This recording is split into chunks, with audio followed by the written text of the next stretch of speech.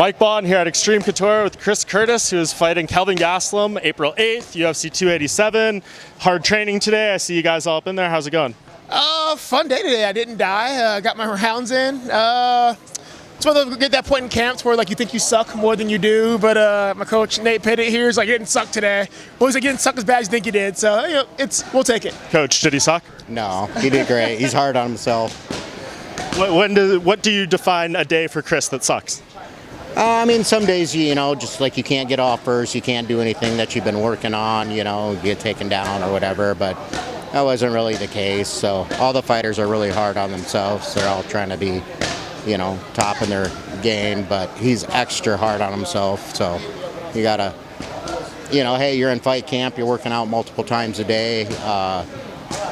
Your body might be a little wore down. You're doing fine.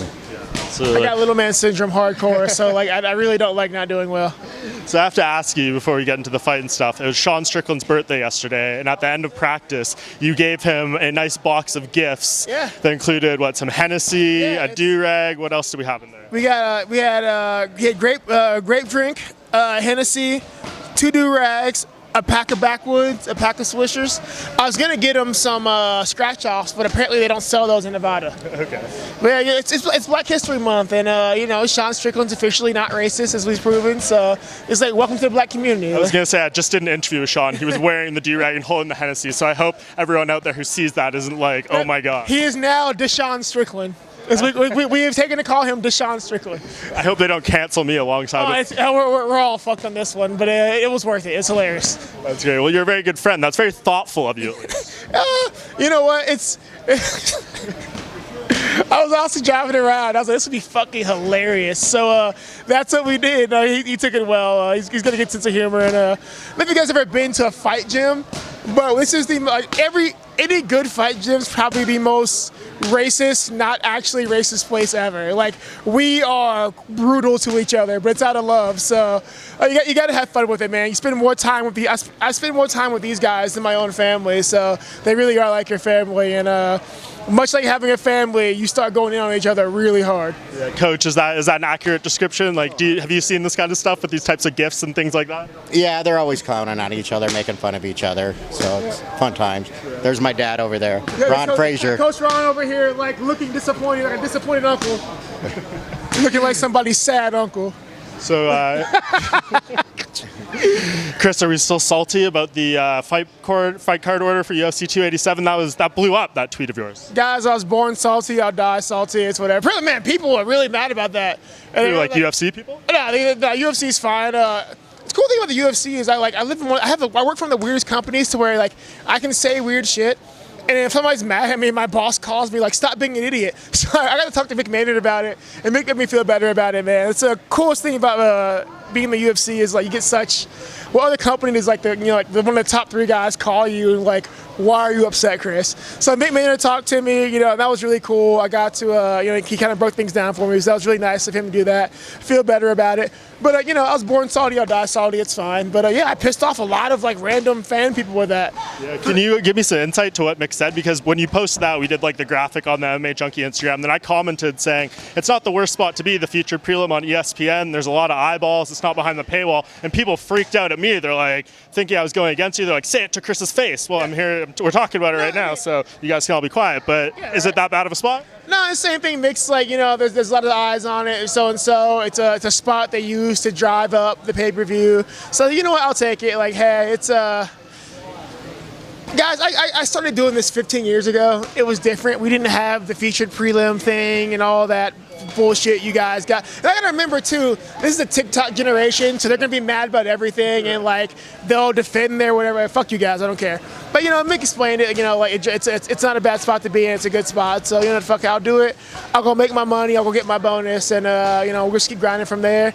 I guess I won't care again until I either got a co-main or a main. So at that point, fuck it, it's just a fight. Yeah, are you gonna have to apologize to Raul Rosas Jr.? I feel like he got caught in the crossfire. Was he like any hate towards him?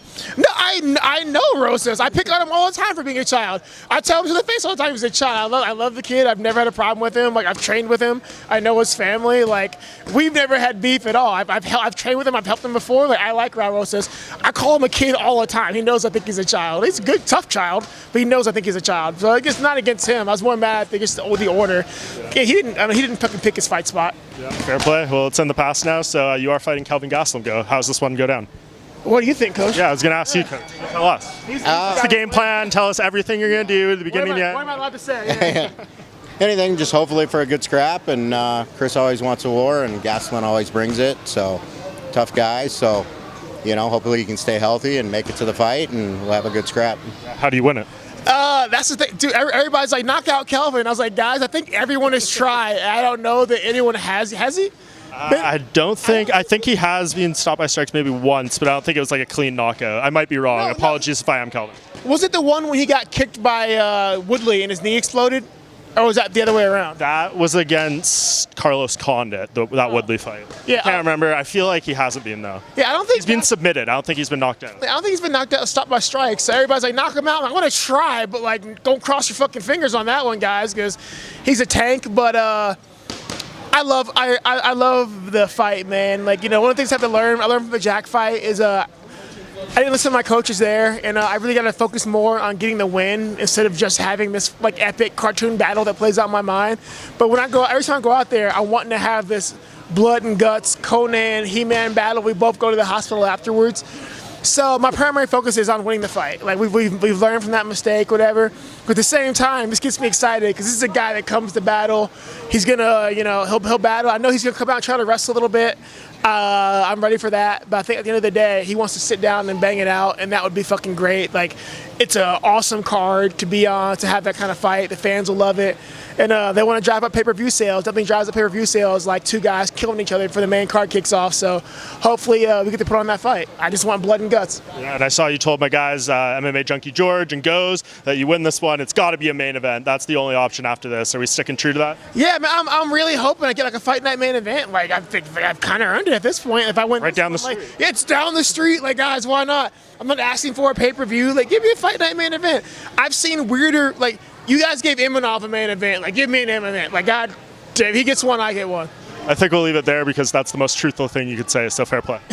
Right? Imanov got one. I want one. Many people have got one. You deserve it if you win this fight. Exactly. That's what I'm holding out for, at least. Please, Mick, please. I appreciate the time, Chris. It was great catching up. Man. Thanks, guys.